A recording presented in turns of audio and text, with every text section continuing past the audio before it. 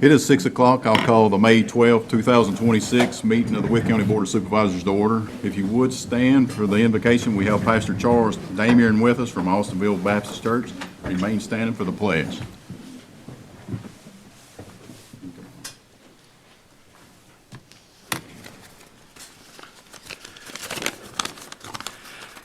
Let us pray.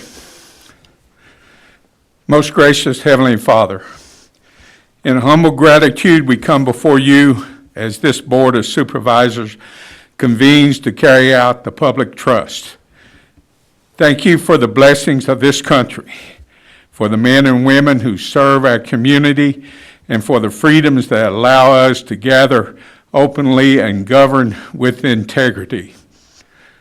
Lord, we ask for your guidance today. Grant our supervisors and all county staff wisdom to discern what is right, courage to do what is necessary, and humility to listen well. Help them to deliberate with clarity, to speak with respect, and to seek the good of all, especially the vulnerable, the overlooked, and those who disagree.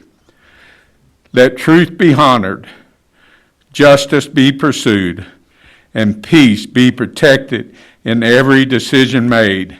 In Jesus' name I pray. And God's people said, Amen.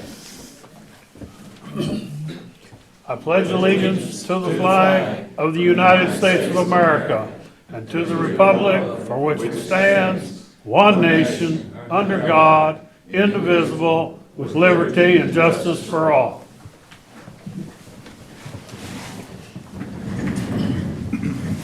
I will note that we do have a quorum with all members present tonight.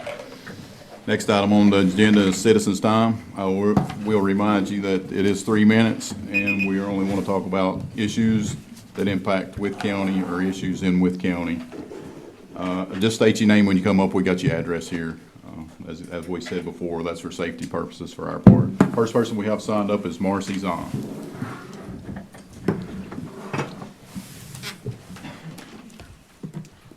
Good evening, Mr. Chairman and board members. Thank you for the opportunity to speak. I've only been a citizen of Wythe County since 2022. I don't own vast amounts of farmland here. As a matter of fact, I don't even have biological family here, so I can't go around saying my roots run deep here. But what I can say is just because I'm not from Wythe County does not mean I don't care for and love this county any less than someone who was born and raised here. As far as the data center is concerned that is under construction in Progress Park, I've heard my fellow citizens' concerns about the water consumption, about what the water consumption will be. As I understand it, this will be a closed-loop system, and the anticipated average daily water consumption will be approximately 2,000 gallons per day. To put this into perspective, a high-volume Starbucks coffee shop can exceed 3,000 gallons per day. Mountain Edge Car Wash here in Wytheville, a low-volume day water use is more than 6,000. A Chick-fil-A averages 3,000 to 6,000 gallons, and a basic public splash pad 20,000 to 50,000 gallons, depending on the design, whether it's a recirculating version or not. Where are the protests against Starbucks, splash pads, or if a Chick-fil-A franchise were want to open here? I listen meeting after meeting to a few naysayers who oppose this data center. Mr. Chairman and board members, I choose to trust people until they give me a reason not to. I don't believe you are putting profit over people, community, or environment. I trust that this data center will help Wythe County to keep from increased taxes and will help remodel or upgrade schools, help fund emergency services needs, and help with ongoing costs for sewer and water infrastructure. There are many, many who believe you have our best interest at heart. Thank you so much for all you do for Wythe County. Thank you, Ms. Zahn. Next person we have is Mr. Andy Kegley.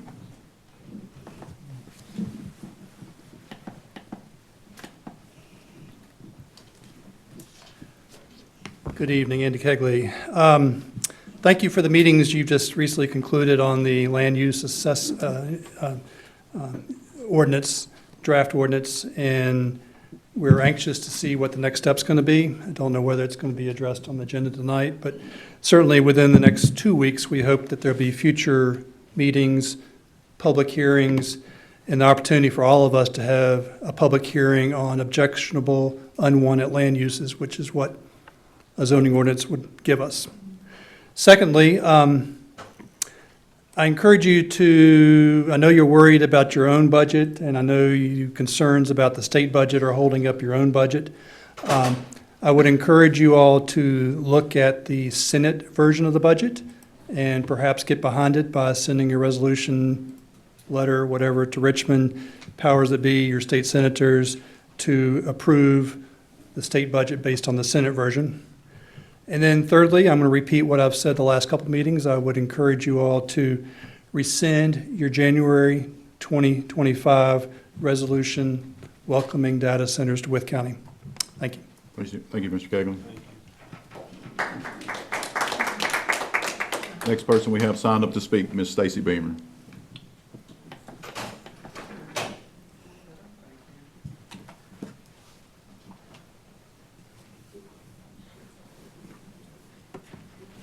Good evening, guys. Thank you for letting us speak. Saturday at about 3:53 p.m., Blair Sage Beamer was born at a whopping 8 pounds, 2 ounces. This is my first grandchild. I don't want you to tell me congratulations. I want you to help keep our county rural and beautiful for the sake of my grandchildren and hopefully yours. Thank you. Thank you, Ms. Beamer. Next person signed up on the list is Ms. Sherry Burris.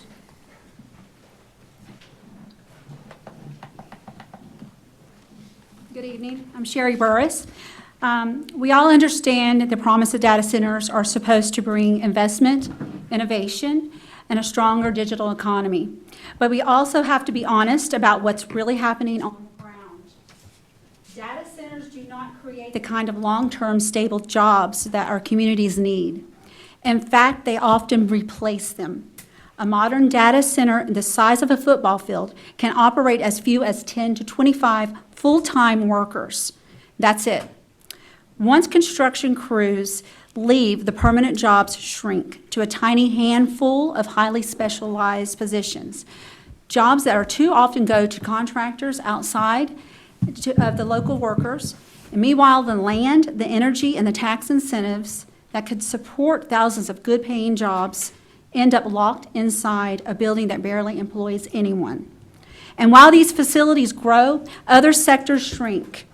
Automation and AI systems housed in these data centers are already reducing jobs in logistics, retail, customer services, and even technical fields, including Starbucks. Workers are being told to adapt while their very infrastructure accelerating job loss is being built in their own backyards. We should not have to adapt. We should not be trading away our workforce for warehouses of servers.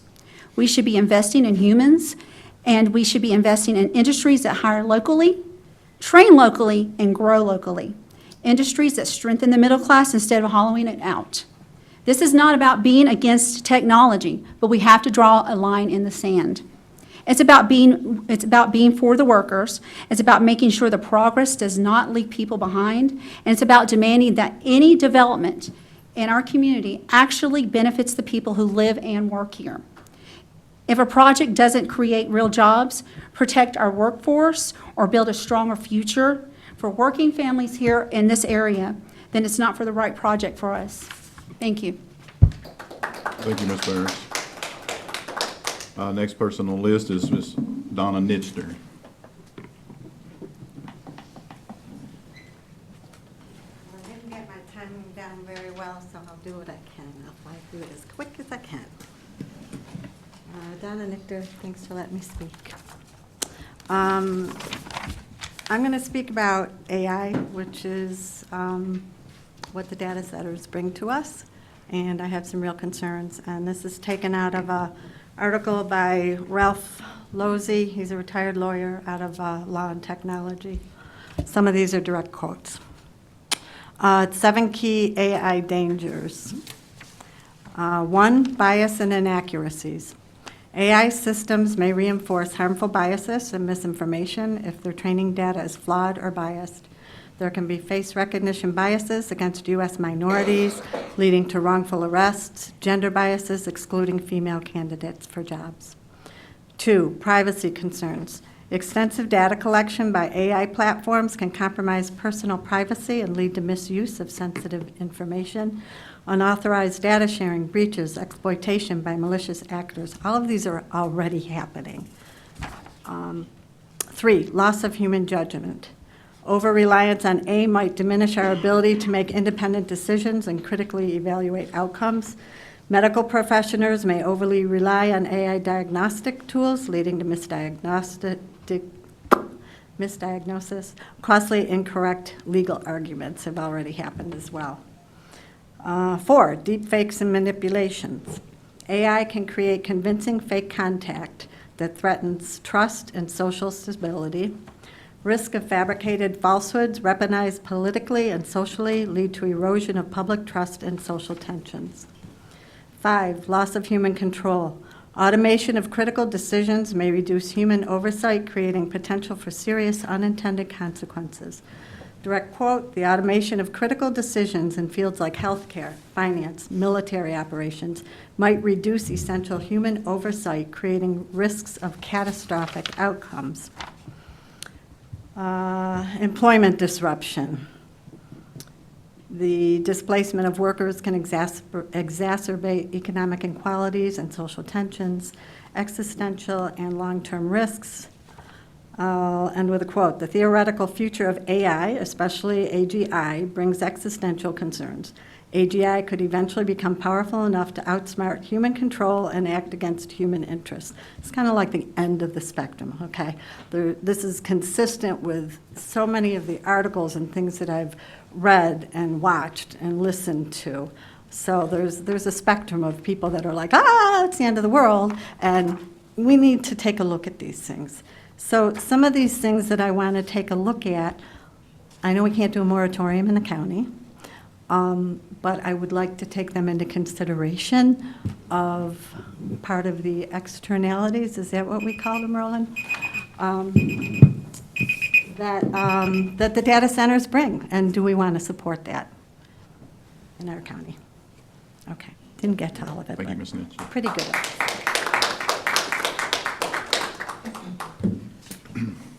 Next person we have on the list is Ms. Sarah Bates.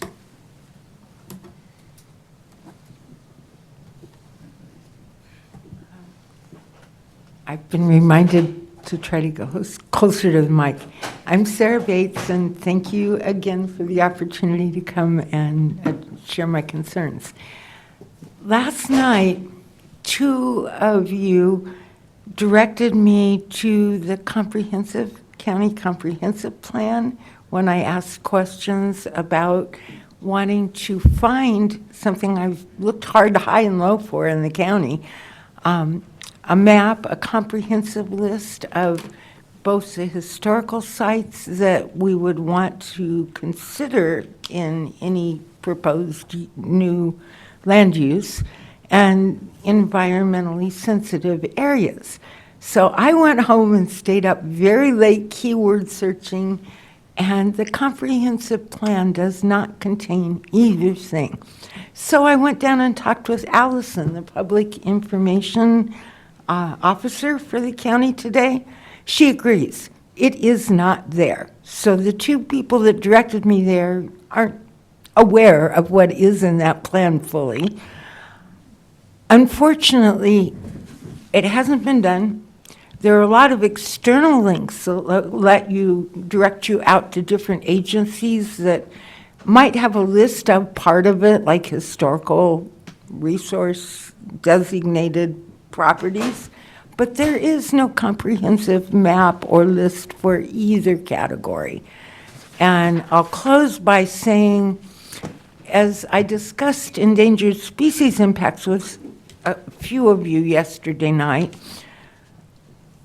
the issue today with Allison came up of the hellbenders, and that the county has been looking for grant opportunities that would help to inventory hellbender population or well-being here.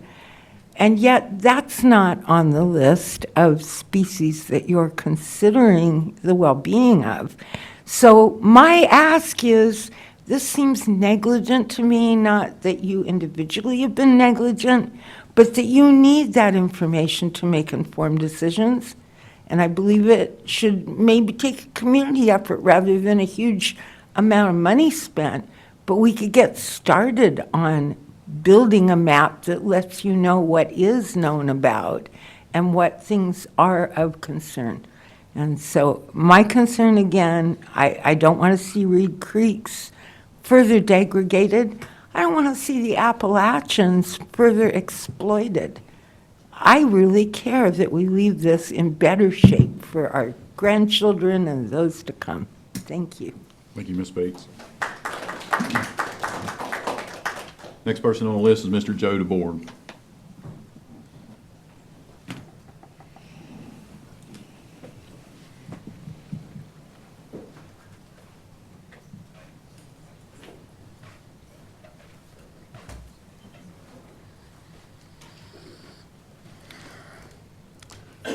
My name is Joe DeBoard, and I live at 158 Widener Way, Rural Retreat, Virginia. The reason why I step up to this podium tonight is because I see something in this county since I've been back in this region for the last 2 years that I'm very concerned about. And that is no development. That is very concerning because we have to have jobs, we have to have tax base, and that's one of the things that you need to work on. Absolutely, positively. Now, we have a place down in Progress Park that we like to develop. Now, whether it's for a data center or whatever, we have a place for it. There has a plan for it. It's not like you have to go out and buy a piece of farmland and cut it up and to be able to bring something in. I have come from Middle Tennessee, outside of Nashville. And the development down there is horrendous. We're talking about development as far as homes. We're talking about development as far as businesses. They have a data center that came into Sumner County, Tennessee, and the first thing they did, and something you might think about, they Meta put in $1 million straight out to the school system of Sumner County, Tennessee. That helps. We got to have the money, folks. It's just that simple. We got to look at it in a prescribed way. None of this willy-nilly going up and down the road and fussing about things. We have to have a certain thing to have happen for us in order for us to make it work for us. We have speakers here before that do not want to have it. I think we have to look at it. We may not want it after we look at what we have, what they're bringing. But in this case, Meta came in and they looked at us in Sumner County. They had a power plant that was right there as far from here to one end of Wythe from it, a huge power plant set up by TVA. So we had the power there. We had everything we needed for that. Okay? So if you have something that they can use, okay, you better take that opportunity and use it. Now, I'm not here to mess up the planet. I am right with Andy Kegley on a few things on that issue. But there's a few things we need to do in order to build our business up here, because when I came back here, it looked good for me. Thank you very much. Thank you, Mr. DeBoer.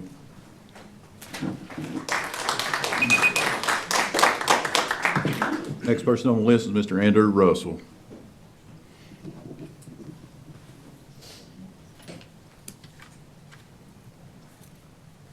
Okay, thank you. I just want to say a couple things. Number one, thanks again for having the multiple input sessions for the zoning information. I think it was really great to get perspectives from people. I look forward to further activities that are in that same vein. I think a lot of people recognized how nice it is to be able to speak to a representative directly and, get get information to search out other resources. I talked to the engineer, Mr. Kinser. He was able to tell me some stuff about, point me in the right direction, so I do really appreciate that. And I do also want to echo Pastor Dameron's comments about fulfilling the public trust, and I think that the activities that you guys did, like about the zoning, that are extremely engaging, are a fulfillment of that requirement. And so I did want to celebrate that. And I did want to celebrate all the people in the crowd, both for and against, or mixed feelings about data centers and voicing their opinion. I think I'm of the opinion that feedback from the community needs to be kind of a universal thing, and us being able to communicate are two forces that hold things in balance. I don't know if you ever think about it, but the Earth has got a gravitational field. It pulls the water on our oceans towards it. It makes tides happen. Tides are a representation of a rebalancing of our of our Earth's water. And so I think in the same vein, we need to have discussions. People exchange ideas. Water moves around. We come to a consensus. So I did want to say I appreciate all that. Thank you. Thank you, Mr. Russell. That's all we have signed up to speak for citizens' time. I'll close citizens' time. Next item on the agenda is the payment of invoices. All board members have received the invoice packet. Is there any invoice that any board member would like to pull out or have questions about?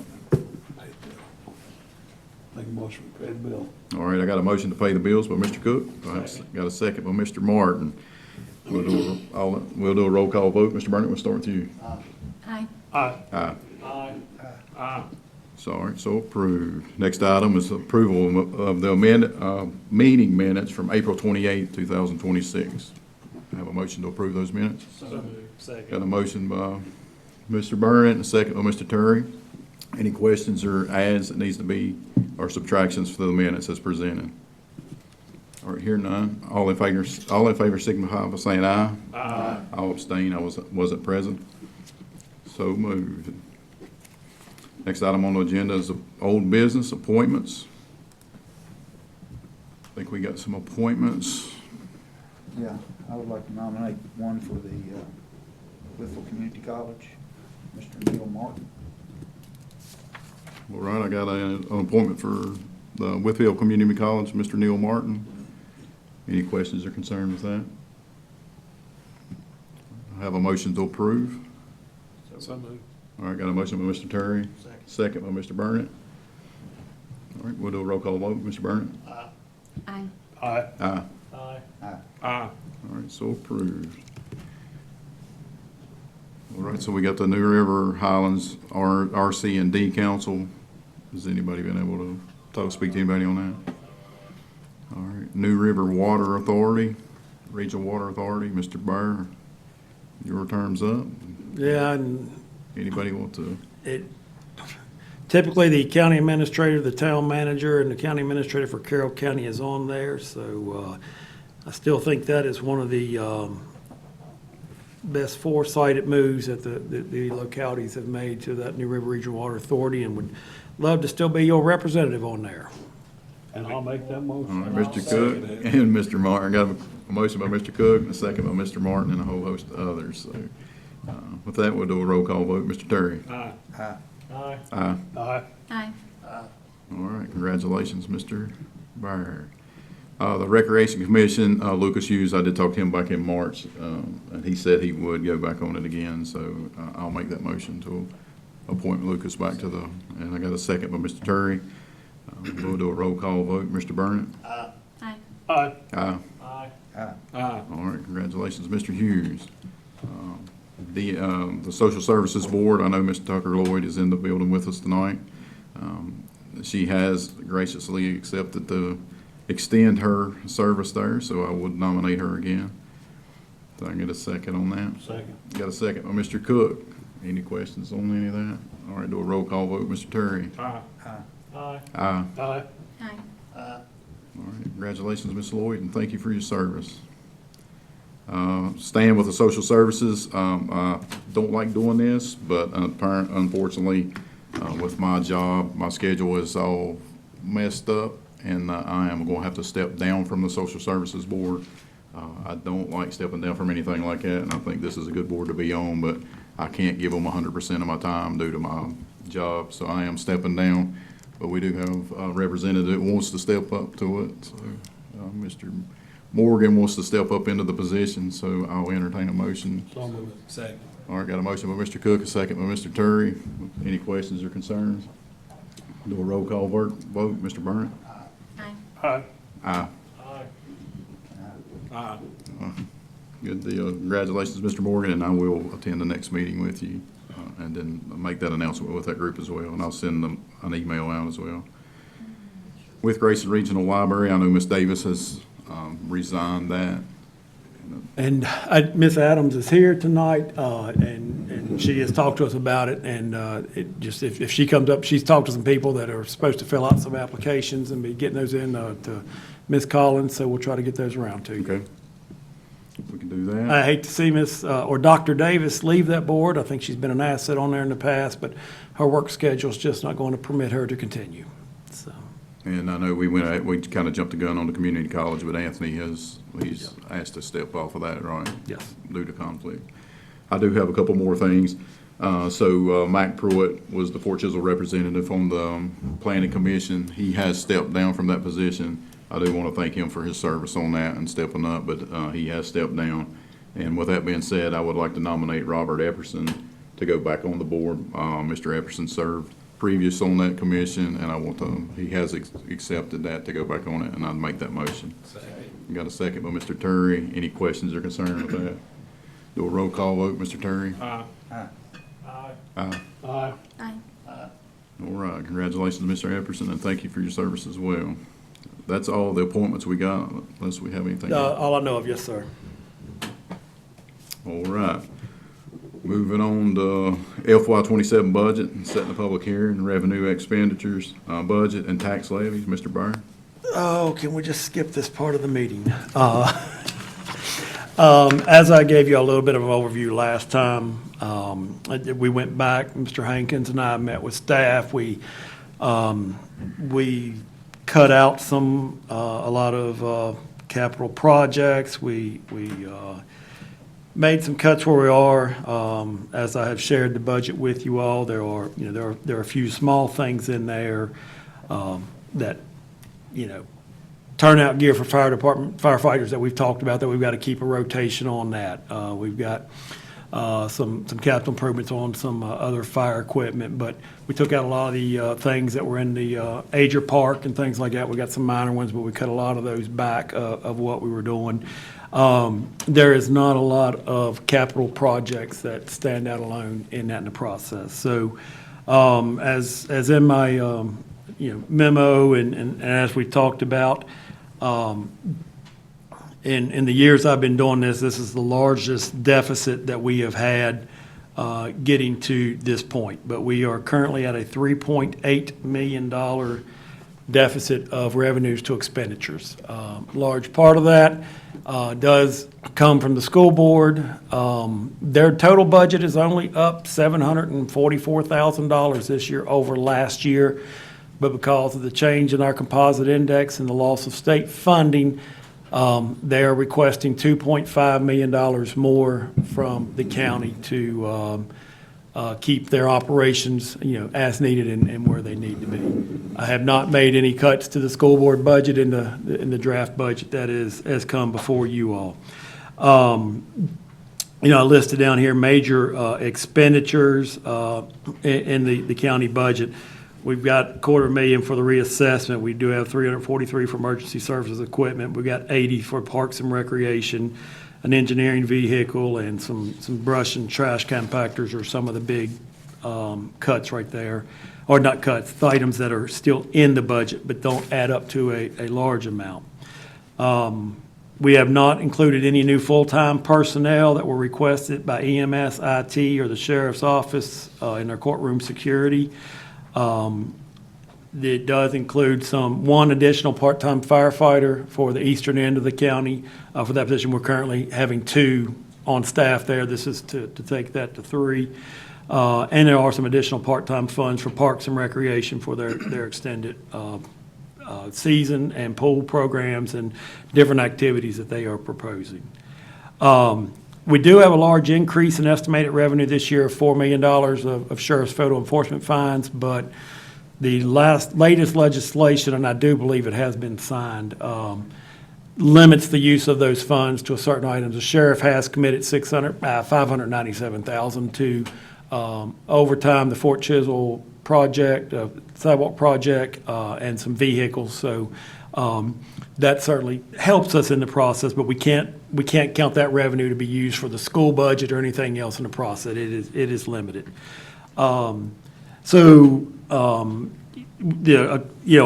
general revenues are flat across the board. The big increases we have this year, the Regional Improvement Commission, which is anticipated to go up from about 800 to about 1.125. Matt may actually have a little bit more money that could come into that.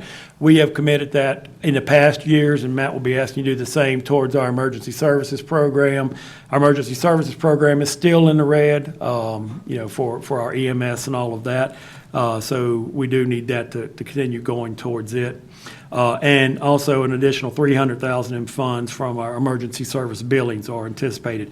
That's really the only large increases in revenue that are coming to the county, and all of that's pretty much dedicated to the EMS.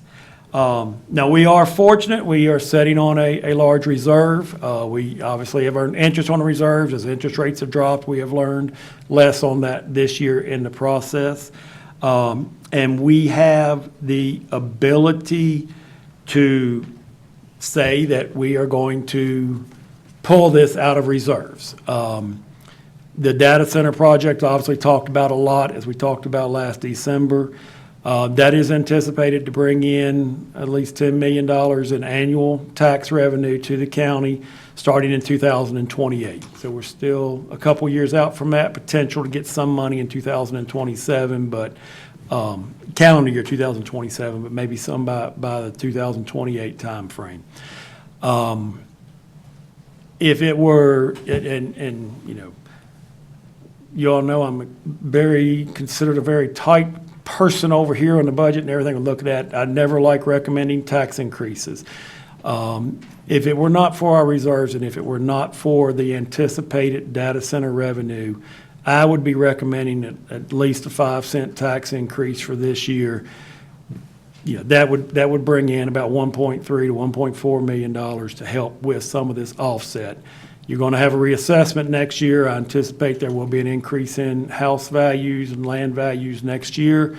I don't think it'll be as extravagant as some of the local areas around us because we picked up part of that in our last reassessment at the post-COVID came in there in the process. But don't want to put all that having to look on a large tax incentive or tax increase next year due to our budget and where it is. So I appreciate Mr. Kegley's comment. We've been following state budgets and everything else. We've been talking to the school system about their things on budgets. Just hopefully that they will get theirs finalized. If it provides additional money to the school system in particular, that helps us out the most. Anything to help cover that $2.5 million difference right there. And note that this budget is based on, and the school budget is currently based on Governor Youngkin's outgoing budget with their calculation templates. So they're still waiting for additional information. So, Mr. Chairman, that's the budget overview. We need to set a public hearing for the revenue and expenditure budget as presented. The revenue budget is $114,947,534, and the expenditure budget is $118,755,567. Obviously, that's just a public hearing. You'll get feedback on everyone. We can make our adjustments or changes following that.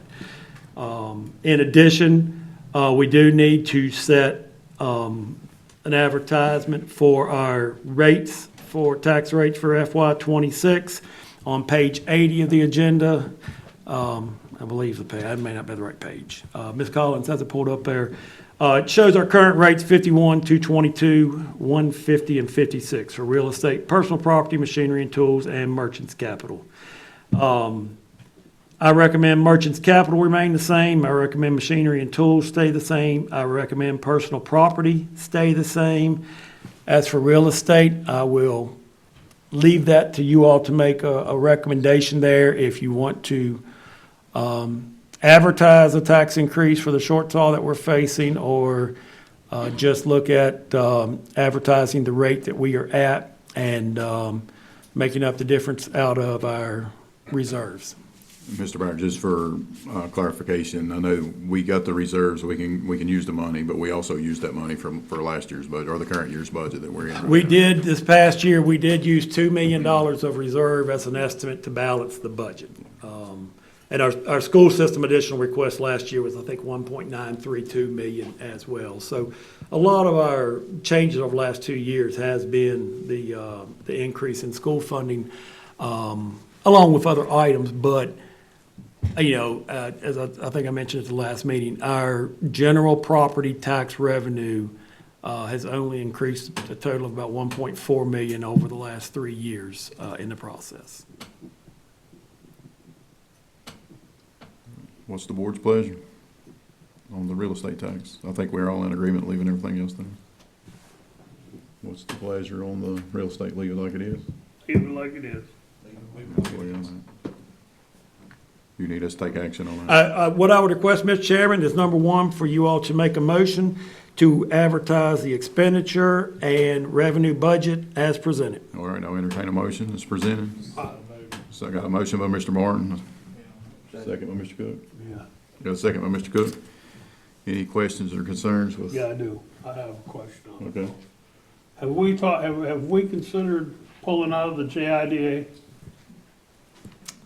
We talked about it. I never heard anything back on it. What you all recommended during the budget work session was to decrease the funding request from the JIDA. And what I have emailed to all of you all, and what is in the advertised budget is, or in the budget that you all voted on to advertise, is a decrease, cutting them back to the 2024-25 requested levels as an initial starting point in the process. I did meet today with the town of Wytheville and the town of Rural Retreat and representative legal counsels as well, just talking about the concerns that have been expressed with our budget. Well, I've been here for 6 years and I haven't seen a whole lot out of them. I mean, I think we're paying a whole lot of money for nothing. I'll agree with that, Mr. Cook. I think we got an issue.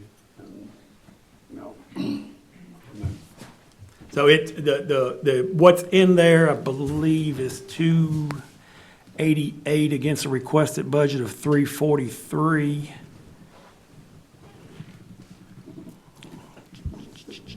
Page 82 of your agenda. Yeah, 343, 914 is their request. 288 is their current proposed. So, Well, in We addition to have that, met we need to get our money back. well, the chair and the vice chair did meet with our 4 representatives that you all have appointed to the JIDA and expressed some of their concerns. I think we need to have some follow-up meetings with them as well. Well, but we give them the land, they sell the land, they're putting that money in, that's what they're using, right? No, typically, they have got some money set aside. They do have a special fund account that they have. They've got an operating budget, and that's what all of our revenue goes into. They did supplement it this year with money out of a special project fund, which that special project fund, I believe a majority of that money is in there from a project that we helped back when Mr. Morgan was on the JIDA board, that ultimately, the day before they were to come here, relocated to Salem, Virginia. And because of the loan that the JIDA had provided them and stuff, they collected some interest off of it for a while. And that is part of what's in their fund. And Mr. Morgan has asked for me to find out how much of that funding is came from that project in the past. But the land that we have provided, such as the land for the data center, was not provided to the company at any cost. There was no markup or anything that the JID collected on it. But the special fund, we need that money back. They don't need to keep it and spend it wherever the heck they want. Yep. You know, giving themselves raises and stuff after we set a budget is ridiculous. Should have never happened. And if they can't use that money responsibly, then we need to take it back. Yeah, one thing to keep in mind too, we amend and appropriate the funds to them quarterly, so we can control that as well. Yep. When you guys met with them, what was the feel? My personal opinion is I don't know that they were shown all the information. That's just my take on it. All right, until we get that resolved, and I'm not ready to move forward with the budget till we get more resolved with that particular issue, because that's a big one. I mean, we can set the public hearing and then we can Yeah. hold back the money when we appropriate it, when we do our appropriations for the You've quarter. got two options. Number one, I would recommend proceeding with the advertisement. I mean, if you all want to change that number, you're welcome to change that number. I'd recommend proceeding with the advertisement. You still have to vote on the final budget. You could vote for the number that's in here, you could vote for a number that's less, you could vote for zero in the process. Or, an item has been discussed is, could put some money in the budget, but not amend and appropriate that money, or not appropriate that money until the issues that the town of Wytheville Town Council and that the Board of Supervisors feel are being addressed in the process. Well, my thing is, with the transparency that everybody wants, and we want to, I don't want to advertise something that I'm not going to be in favor of and vote against. So whatever we're going to advertise, that's what I want to make sure happens. If we can advertise something and have it changed at the public hearing or whatever, We can do that. You can do that, I'm okay yes. with that. But Yes. We can do that. I don't want to vote on something that hasn't been put out here for people to look at. Yeah, we can change it during the public hearing. Yes. Okay. We I understand have your no more concerns. discussion. We appreciate your concerns. And it needs to be addressed, and I appreciate your all's efforts to look into that and help with that. Any other questions or concerns?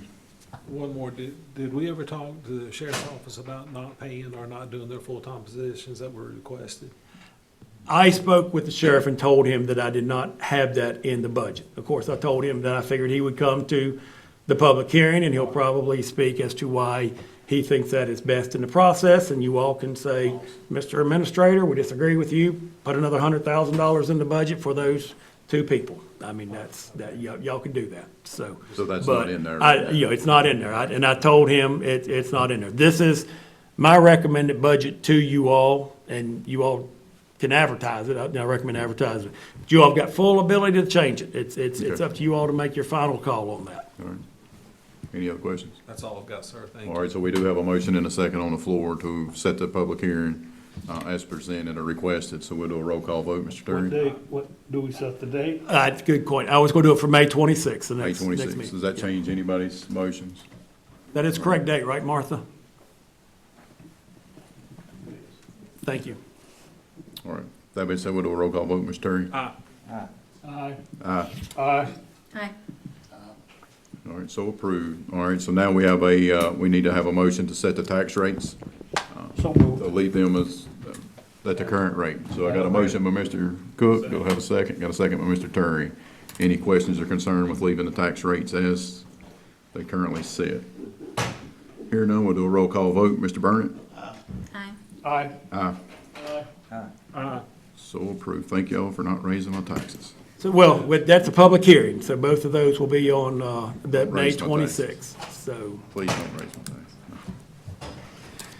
Anything else on the budget, Mr. Byrne? no, sir, I believe that's all. Martha, you don't know of anything else we need for advertisement or anything else? I think it's all. All right, moving on to new business, Virginia Corporation Extension Office update, Ms. Haley Arnold. Thank you, Ms. Arnold. Hello, good afternoon. For those of you who are new, bear with me, my voice is going out. But for those of you who are new board members, My name is Haley Arnold, and I'm the Wythe County 4-H agent here to share just an update on 4-H programs that have been happening throughout the year. Usually I come to you after camp, but I will be on maternity leave this year at that time, so I'm coming a little early. We have had a very successful year of in-school programming that started in September and just ended last week. We had hands-on activities related to SOLs, 4-H competitions, team building, and embryology happening all throughout the year. Our main grade levels reached for activities was kindergarten through 5th grade with a little bit of middle school in there, but my goal is to explore more opportunities with the middle school next year. On top of in-school programming, we had lots going on outside of school for 4-H. We hosted fall, winter, and spring projects with anywhere from 15 to 30 participants in those. We had spring break day camps where we maxed out on participants at 21 youth registered for both a cooking and then a crafting day camp. We recently had our area contests where youth competed in dramatic reading and presentations against youth in Bland, Carroll, Smith, Washington, and Grayson County. It's been probably 3 or 4 years since we've had any representation at an area contest, and this year we ended up with 10 grand champion winners and 7 blue ribbon winners, so I'm very proud of them. Our teen club has been active this year and has participated in various community events. We were at the Halloween Town event. We've done community service trash pickup, and we're getting ready to do the garden at the Rock House as well. Wythe County 4-H also participated in May Day in partnership with the museum. We're thankful for board member Jesse and community member Renee for bringing their animals. The kids love those while they're there. And then lastly, we are still gearing up for Junior 4-H Camp. Andrea Hobner, my FCS agent and unit coordinator in our office, will be going in place of me this year. But we have currently 75 campers, 25 counselors, and 10 adults attending camp. Registration is still open and officially closes at the end of this month. Thank you for your time, and I appreciate your support in 4-H programs across the county. If you have any questions, please let me know. Does anybody have any questions for Ms. Arnold? Doing a great job. Thank you. Awesome job. Thank you, guys. All right. Next item is the abstract of votes for April 21st, 2026 special election. And Mr. Counts, can you follow that up? No pressure on you.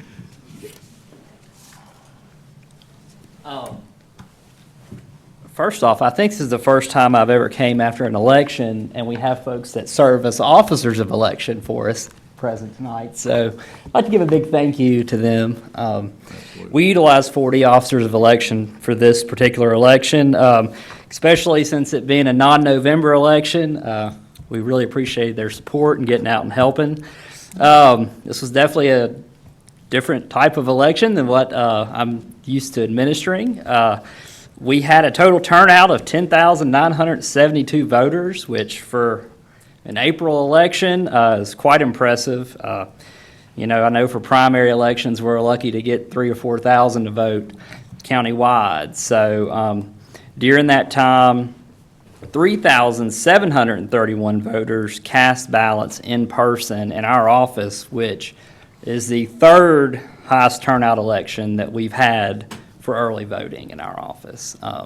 That going up against the 2024 presidential election and the 2020 presidential election. So that's quite a substantial turnout. We saw a lot of traffic. Mr. Bear might throw the calculator that Miss Lawson gifted him, but if we had 3,731 people vote, for example, in like an election next year, whenever we have a lot of local offices on the ballot, I'm not sure if our space would be enough to handle everybody, because it would definitely slow folks down. But hopefully, if they did turn out in that big of a number, then you know it would be spread out over that time.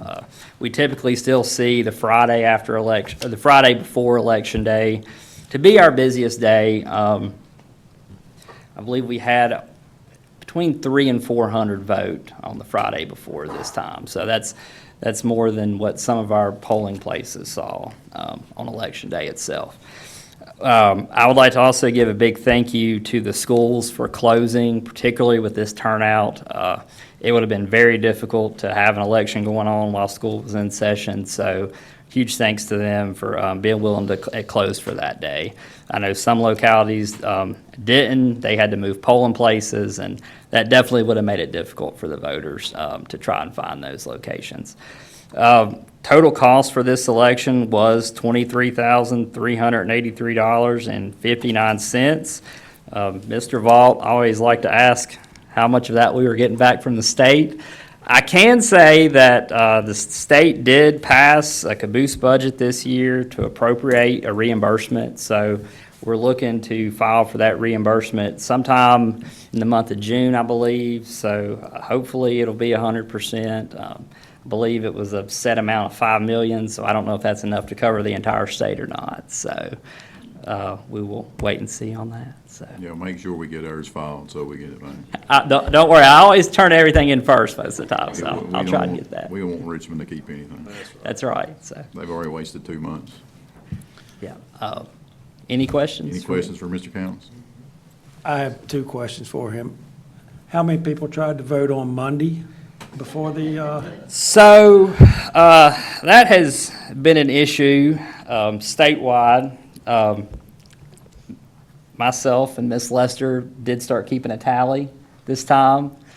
I believe we had well over 100 on the Monday before Election Day and probably close to 200 on Election Day itself. I don't know how to, change it. I mean, we put out there all the information that we possibly can, and I know the parties do as well. But folks, I think, you have that overlap of early voting and Election Day, and folks, always try and come in on Monday or on Election Day itself and try and vote. So something we'll try and continue working on, and maybe work on some ideas with Ms. Williams. I do have one idea. Some counties have actually had to put officers of election at their offices on Election Day just to look people up because their volume is so high.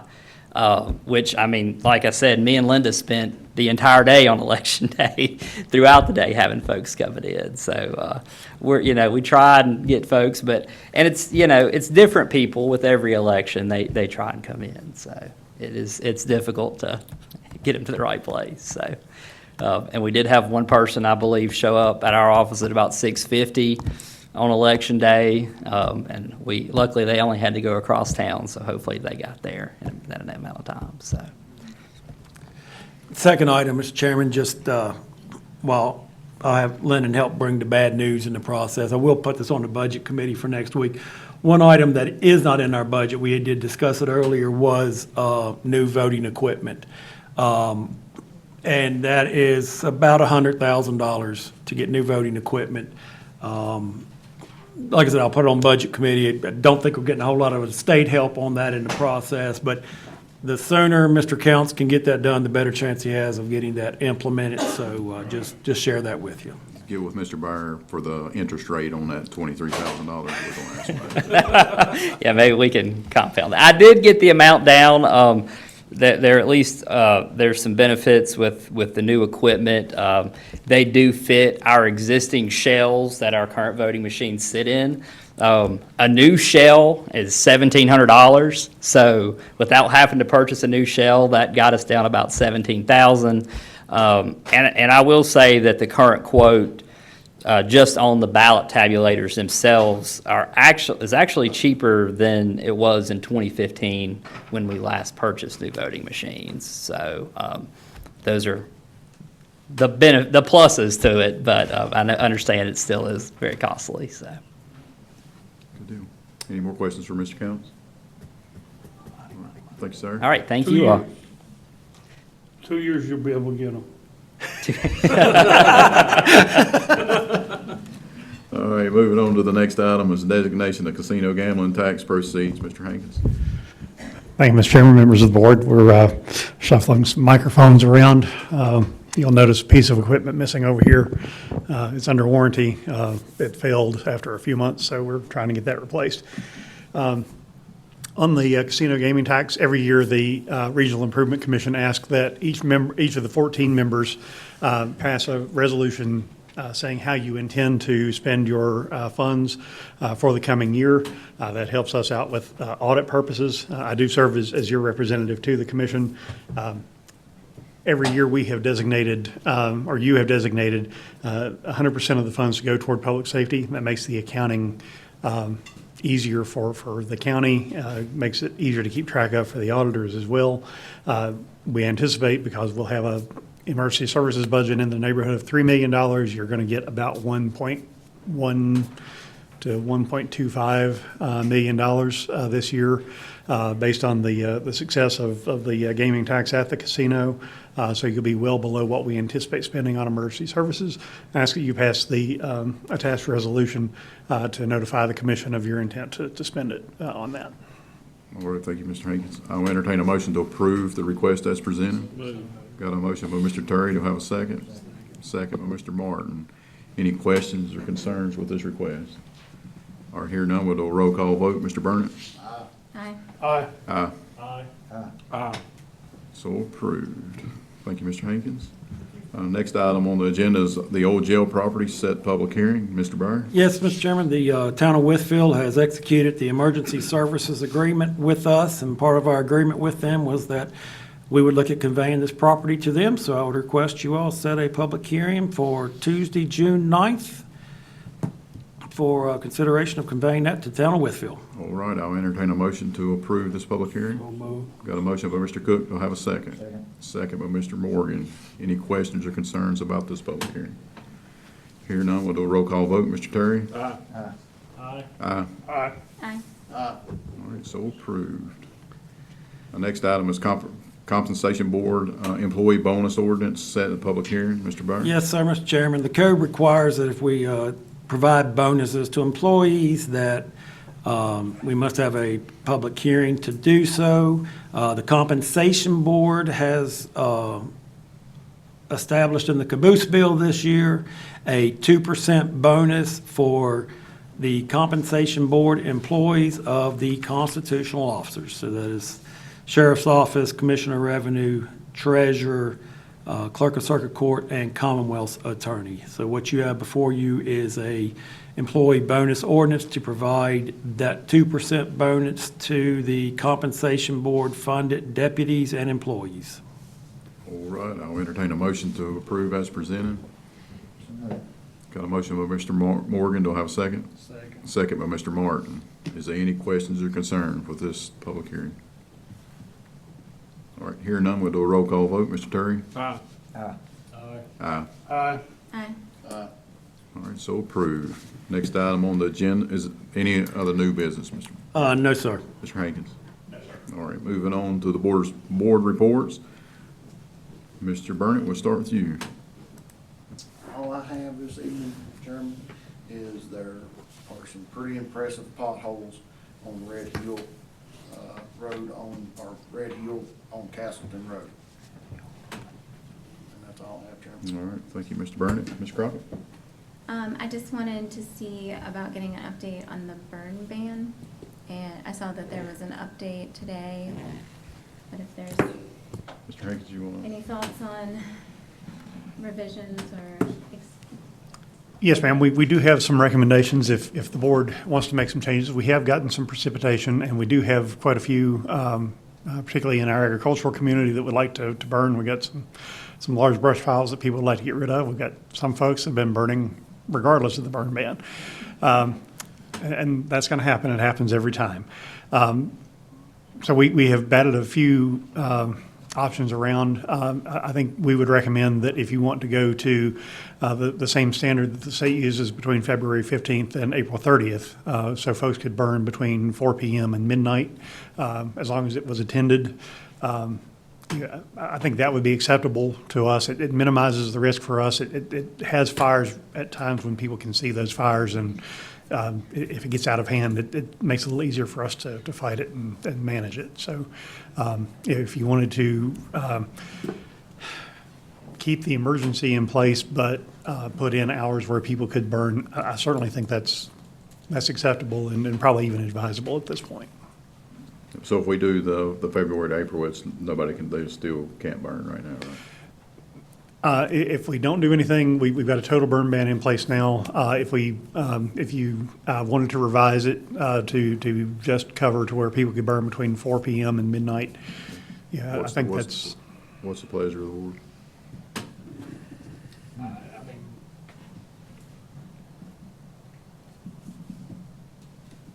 I would say we, at bare minimum, use Mr. Hankins' What is the, suggestion. which way is y'all leaning in emergency services? Y'all the ones that's gonna have to deal with it, right? And the fire departments. It's more of a concern for us during the day because that's when we have a harder time getting volunteer firefighters. And that was one of the things that played into the conversation. If it's in the evenings, we typically have more resources that we can draw from. If you wanted to take the burn ban off entirely, you could do that. It's just more likely that we're going to have some issues during the day and have a harder time getting the resources there. I don't think we need to take it completely out because we haven't had enough Didn't I see Rank where the them. Forest Service put in a burn ban? Yeah, they put a burn ban in. They put in a burn ban, particularly around the Appalachian Trail. They were concerned about the possibility of fires getting out of control and getting to the hikers. Y'all wanna leave it and just We revisit ought to it go later? along with them, if they've got one in, we should. Just leave it. Yeah, we just leave it. Yeah, theirs is just like within a quarter mile of the Appalachian Trail, and it's only in the Mount Rogers National Recreation Area. So that doesn't even really hit us. That's gonna be Washington, Smith, and Grayson counties. in Yeah, the we're all in the process. same drought, right? So, I mean, it's whatever y'all wanna do. And certainly, if you wanted to leave it in place as is for the next couple of weeks, and we can monitor, hopefully we get some additional precipitation. Cool. Anything else, Ms. Crocker? Last week was Teacher Appreciation Week, and as a person who came from educators and sends my kids to school every day, I appreciate them very much. And then today is the last day of Nurses Week, so All right. shout out to the nurses. Thank you, ma'am. Mr. Cook? Well, I didn't have anything until the start of this meeting, but the lady left. I am one of the people that directed her to the comprehensive plan because that's where I was directed. And I didn't look. And so I was basically misinformed, and I misinformed a constituent. We'll talk. Actually, We Mr. need Cook, to fix that. actually, Mr. Cook, you were correct. That map is on the printed comprehensive plan, page 120. If you're on the PDF that's on our website, it's page 126. It shows a map of those sites, and then we have a catalog of some of our historic issues. What we can't do is we can't anticipate where there might have been an Indian settlement, hundreds of years ago, and put that on a map, without doing archaeological studies and historic studies. And I believe that's what Ms. Bates was asking for, is for us to include more of those sites.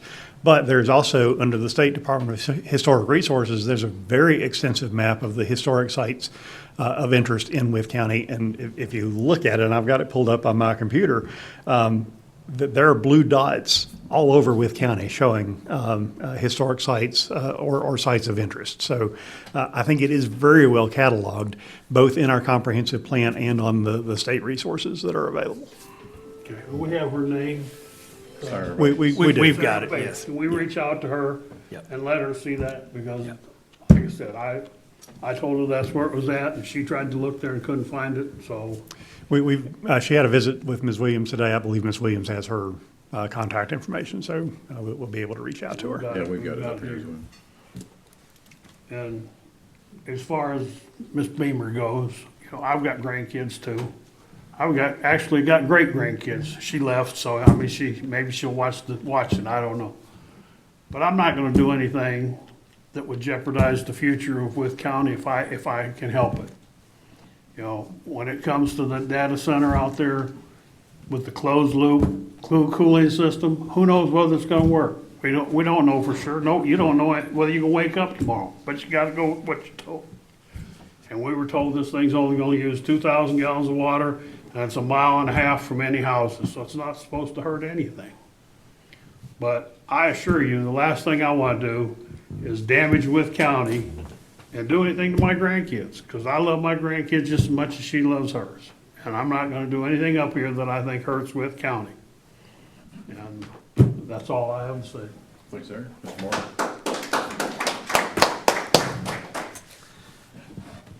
Just real quick, want to give a shout out to my wife, Tabitha. She was slated with the Teacher of the Year for Wythe County. And so, congratulations. And that's all I've got. I have nothing at this time. Mr. Perry? Just kind of echoing what Mr. Cook said, I too have grandkids, and my kids and daughter-in-law and all my family, parents and in-laws all live in Wythe County. I would never do anything to hurt Wythe County, hurt its citizens, hurt our kids, hurt our grandkids, or anybody else's. I think forget a lot of times, whatever decision we make collectively as a board, it affects us the same way it affects you all. So if we make a good decision, we get those same benefits. If we make a bad decision, we reap the same issues that you folks have to reap. So everything that we do up here, we do it to the best of our ability based on the information that we've got that is provided to us. So I assure you, as an elected official that represents Wythe County, we have no intentions of harming anybody, any way, any shape, or any form, because we feel those same repercussions if it happens. So that's all I've got, Mr. Chairman. Thank you, Mr. Chairman. So I'll just stay on that same topic. I've been in Wythe County all my life. One time I thought we was going to leave, but some circumstances happened. Personal circumstances happened in our lives. We stayed. We'll be here to the end. I love the area. If I didn't, I wouldn't be here. And when you talk about children in Wythe County, my wife and I are always going to be pro-child in this county. We support all the youth programs. We don't do that to get a pat on the back. If we can't be the positive impact to a child, there's 10 negative impacts out there. It's going to take them down the wrong road. So I'm not going to preach on that, but I'm not going to do anything that's going to hinder or damage the county. You look out in the county and you see what we take for granted, the mountains and all that, and then the business that I'm in, you got visitors that comes in from other states that's flat, and the first thing they do, they go hiking in our mountains and tell us how beautiful it is, and we're like, yeah, we know, that's why we haven't left. We love it here. And I know some of y'all live in some very beautiful places in the county, up the hollers, between the valleys, and that. So I echo what these two gentlemen have said. We're not going to do anything to harm the county. If we do, we got to live with it just like we live with the good decisions we make, right? So we're not doing it that way. And I hope everybody understands that we all live here as well. The other things that I got is educators. Thank you, Ms. Crockett, for bringing that up. We do want to thank all the educators. That's a thankless job. They don't get a lot of thanks, but when things go wrong, they get a lot of negative publicity.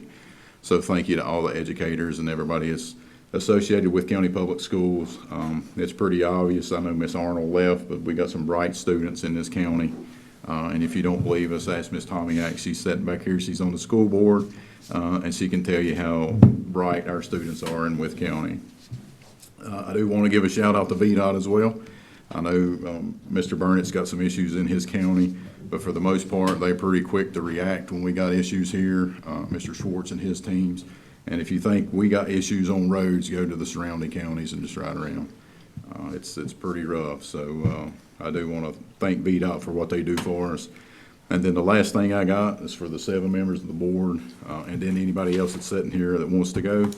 Next week starts the graduation weeks for the high schools. So we'll start Thursday at 6 o'clock at the Wythe Technology Center. It'll be at George Wythe Auditorium. So we'll be there. Friday night it'll be 6 o'clock at Rural Retreat, 8 o'clock at George Wythe. And then Saturday morning at 10 a.m. we'll be at Fort Chiswell High School. So just keep that in mind. And keep all the parents in your thoughts and prayers and the graduating students as they take that next step into their chapter of their life. With that, I'll entertain a motion to go into closed session under Code of Virginia 2.2-3711A1 Personnel, County Administrator. So moved. Got a motion by Mr. Terry, second by Mr. Martin. Any concerns? All right, do a roll call vote. Mr. Terry? Aye. Aye. Aye. Aye. All right, we're now in closed session.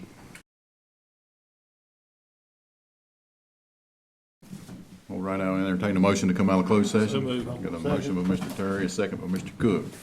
All in favor, signify by saying aye. Aye. Anybody opposed? All right, we're now back in open session. Mr. Terry, if you read the certification. Yes, sir. Whereas the Wythe County Board of Supervisors has convened a closed meeting on this date pursuant to an affirmative recorded vote and in accordance with the with the provisions of the Virginia Freedom of Info Act, and whereas Section 2.2-3712 of the Code of Virginia requires a certification by the Wythe County Board of Supervisors that such a meeting was conducted in conformity with the Virginia law.